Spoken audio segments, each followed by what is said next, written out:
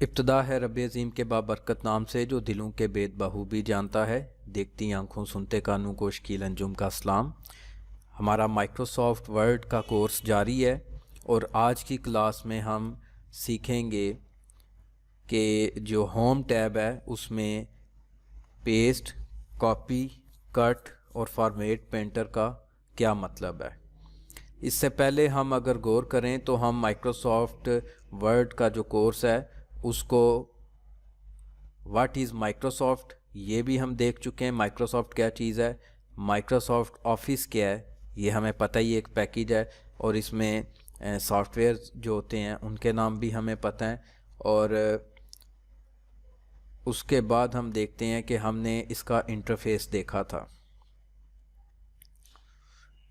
MS word का तारुफ भी हम देख चुके हैं कि माइक्रोसॉफ्ट वर्ड जो है वो इंग्लिश का वर्ड प्रोसेसर है। वर्ड प्रोसेसिंग मीन इसमें डॉक्यूमेंट्स बनते हैं इंग्लिश के। ये भी आपको पता होना चाहिए कि इसकी जो एक्सटेंशन है वो .doc है, ठीक है। लेकिन ये जो वर्जन हम यूज़ कर रहे हैं इसमें साथ X का भी इजाफा हो जाता है, .doc, ठीक है। ये .doc पहले ये चलता था और अब X भी होता है साथ में। तो ये एक्सटेंशन क्या चीज़ है ये भी हम किसी दिन इस पर बात करेंगे। डिटेल में आपको मैं बताऊंगा कि एक्सटेंशन क्या है और इसकी कितनी अहमियत है। MS वर्ड का जो दूसरा लेक्चर था उसमें हमने देखा कि इसका इंटरफेस क्या होता है। तो ये माइक्रोसॉफ्ट वर्ड हमारे पास मौजूद है, ये हमारे पास मौजूद है और ये ऊपर कौन सी बार है, टाइटल बार है। और उसके साथ ये कौन सी बार है, क्विक एक्सेस बार है। इनमें क्या काम हो सकते हैं, ये हमारी रिबन की ये जो टैब्स हैं, रिबन, रूलर, स्क्रॉल बार, हमारे जूम का पैनल, हमारे व्यू टैब्स और इस तरह स्टेटस बार, ये हम कर चुके हैं। इन पे हम ज़्यादा टाइम वेस्ट अब नहीं करेंगे। आज हमने करना है टैब जो है होम वाली को, और इसमें पेस्ट, कॉपी, कट, ये सारी चीज़ें क्या चीज़ हैं। यहाँ पर ये जो हमारी है ये होम की टैब है और इसमें ये वाली ऑप्शंस हैं। तो इसके लिए हम ऐसे करते हैं कि एक सेंटेंस हमने टाइपिंग में सीखा था, a quick brown fox jumps over the lazy dog. तो ये सेंटेंस सारे इसमें अल्फ़ाबेट्स होते हैं। इससे टाइपिंग के लिए आपको काफ़ी फ़ायदा होता है, आपकी फिंगर्स को पता चल जाता है कौन सी की जो है कहाँ मौजूद है, उसको कैसे इस्तेमाल करना है। तो किसी भी चीज़ को अगर पेस्ट करना है तो उसके लिए कॉपी किया जाना या कट किया जाना ज़रूरी होता है। पेस्ट करने के लिए कॉपी या कट ज़रूरी होता है। जैसे दीवार पे या हम अगर पेंटिंग करते हैं तो वहाँ पे अगर कोई कलर हमने लगाना है, उसको पेस्ट वहाँ पे करना है तो किसी न किसी चीज़ से वो लेना पड़ेगा हमें, ठीक है। या तो वो मार्कर के अंदर होता है या ब्रश है, तो फिर हमें जहाँ कलर बनाया हुआ है किसी डिब्बा वगैरह में या कहीं पे भी वहाँ से लेना पड़ता है। तो ये हम यहाँ पे दो चीज़ें कर देते हैं। एक मैंने ये लिख दिया सेंटेंस और एक मैं AQZSWXDECFRVGTBHYNJUMKI, full stop, semicolon, P और स्लैश।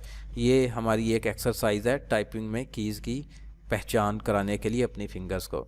तो यहाँ से अगर मैं ये ऊपर वाले सेंटेंस को सेलेक्ट करता हूँ कॉपी करने के लिए, ये याद रखना है, जो बिगनर्स हैं उन्हें पता होना चाहिए कि किसी भी टेक्स्ट को कॉपी करना है तो उसके लिए उसको सिलेक्ट करना लाजमी है। और दूसरी मिस्टेक जो न्यू कमर्स करते हैं वो राइट क्लिक करते हैं साइडों पे अक्सर औकात, और कुछ वर्जन्स में हम देखें तो ये राइट क्लिक करें तो इस तरह से ये गायब हो जाता है, ठीक है। इसके यहाँ बराबर में तो नहीं हो रहा लेकिन नीचे करें तो ये हो जाता है। तो ये याद रखना है कि इसको कॉपी करने के लिए सिलेक्ट करना लाजमी है। इसके ऊपर रख के कॉपी करेंगे तो ये ज़रा वो डिसअपीयर नहीं होगा। इसको मैं कॉपी कर लेता हूँ, ठीक है।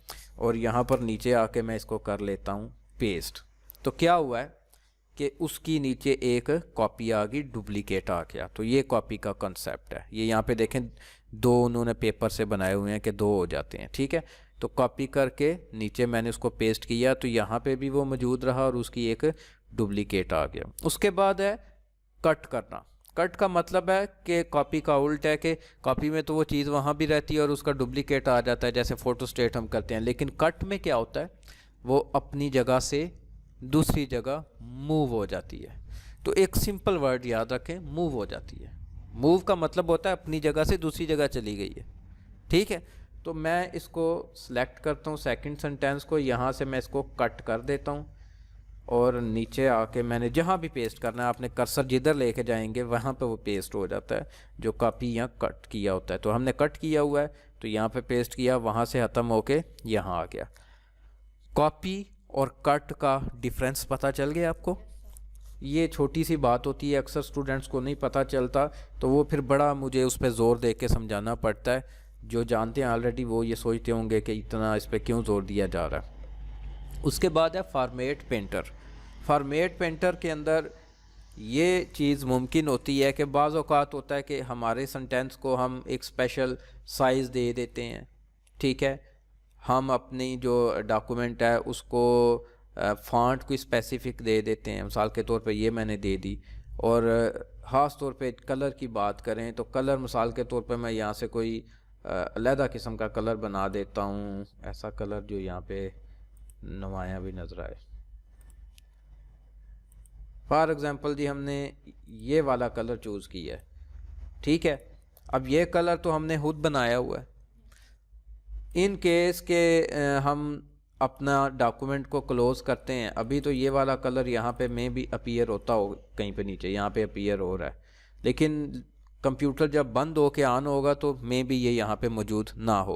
तो इन दैट केस यही कलर अब दूसरे जगह पे अगर हमने करना है किसी सेंटेंस को, मिसाल के तौर पे यहाँ पे मैं एक पूरा सेंटेंस ही लिख देता हूँ और यहाँ पे हमें ये वाला चाहिए, तो बाकी तो चीज़ें हो जाएंगी लेकिन ये सेम कलर नहीं यहाँ पे आएगा।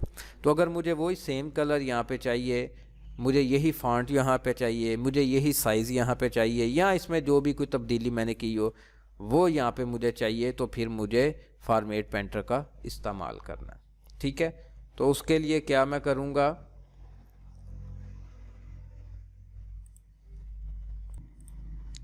तो हमें क्या करना है, ये यहाँ पर चाहिए, तो उसके लिए मैं क्या करूँगा, मैं यहाँ से इसको सिलेक्ट कर लेता हूँ, इतने टेक्स्ट को, बेशक सारे को करें या इसका सिर्फ एक हिस्सा ही कर लें, हमें ये वाली डिज़ाइनिंग चाहिए यहाँ पे। तो मैं यहाँ से फॉर्मेट पेंटर लेके अब इसके ऊपर क्या बन गया है, ब्रश। ये बता रहा है कि आप कहीं पे भी जाके ये जो आपने चीज़ें की हुई हैं, इसको जैसे हम कहीं पे कलर नया बनाते हैं तो वो लेके लगाते हैं, तो उसी तरह हमने ये जो कुछ बनाया हुआ है इसको हमने ले लिया, ये ब्रश हमें बता रहा है। तो मैं इसे इस सेंटेंस पे लगा देता हूँ जिस पे मैंने करना है। मैं अब छोड़ूंगा जैसे ही तो ये मैजिक हो जाएगा कि ये वही फ़ॉन्ट वही हर चीज़ यहाँ पे आ जाएगी, ठीक है। तो ये जब आप फॉर्मेट पेंटर इस्तेमाल करते हैं तो आपको अलहदा से ना उसकी फ़ॉन्ट चेंज करनी पड़ी है, ना साइज़ ना कलर, वही सारे का सारा इस्तेमाल कर दिया है हमने। उससे अगली जो चीज़ है वो फॉर्मेट पेंटर ही का यहाँ पे फ़ॉन्ट के अंदर ये मौजूद है क्लियर फॉर्मेटिंग, ठीक है। तो इसको क्लियर करना है मैंने, इसलिए ये मैं करवा रहा हूँ, ये इससे मिलता जुलता है। तो इसमें हम क्या करेंगे कि हम इस सारे एरिए को सिलेक्ट करेंगे और यहाँ से जाके हम इसको जैसे ही क्लिक करेंगे तो इसकी वो सारी फॉर्मेटिंग ख़त्म होकर ये असली हालत में आ गए, ठीक है। तो क्या होता है फॉर्मेट पेंटर से कि आप ना सिर्फ किसी फॉर्मेटिंग को इस्तेमाल कर सकते हैं बल्कि इसका यहाँ पे जो कह सकते हैं एंटी टूल जो है इसका वो क्लियर फॉर्मेटिंग है, तो वो इस्तेमाल करके आप इसको दोबारा इसकी साबका हालत में ले जा सकते हैं। तो ये हमारे होम का टैब था और उसमें हमने फ़ॉन्ट के टैब से एक ये वाली ऑप्शन, क्योंकि ये इससे मिलती जुलती है फॉर्मेट पेंटर से, तो इसको हमने साथ कवर कर लिया। उसके बाद मेरा ख्याल आज के लेक्चर में हम टाइम देखते हैं कितना हो चुका है, 9 मिनट का ये लेक्चर है, काफ़ी है। चलें, ये इसको उम्मीद है आज का लेक्चर ज़रा महदूद था, लेकिन नेक्स्ट लेक्चर्स में हम कोशिश करेंगे, क्योंकि आगे वैसे भी इसके अंदर थोड़ी सी हमारे पास थी, इसमें ज़्यादा है इनमें, तो हम पूरे को कोशिश करें कवर करें ताकि थोड़े लेक्चर्स में हमारा कोर्स मुकम्मल हो जाए। यूट्यूब पे देखने वालों को अगर ये वीडियो अच्छी लगी है तो लाइक कर दें, अगर मज़ीद वीडियोज़ देखना चाहते हैं तो चैनल को सब्सक्राइब कर लें, और अगर कोई क्वेश्चन है तो वो कमेंट्स में पूछ लें, हमसे रब्ता करके पूछ लें। उम्मीद है कि ये वीडियो आपके लिए बहुत हेल्पफुल होगी और आप MS वर्ड का कोर्स बहुत अच्छे तरीके से करेंगे। किसी बात में मुश्किल दरपेश आए तो वीडियो को दोबारा देख सकते हैं। अगली वीडियो तक के लिए अल्लाह हाफ़िज़।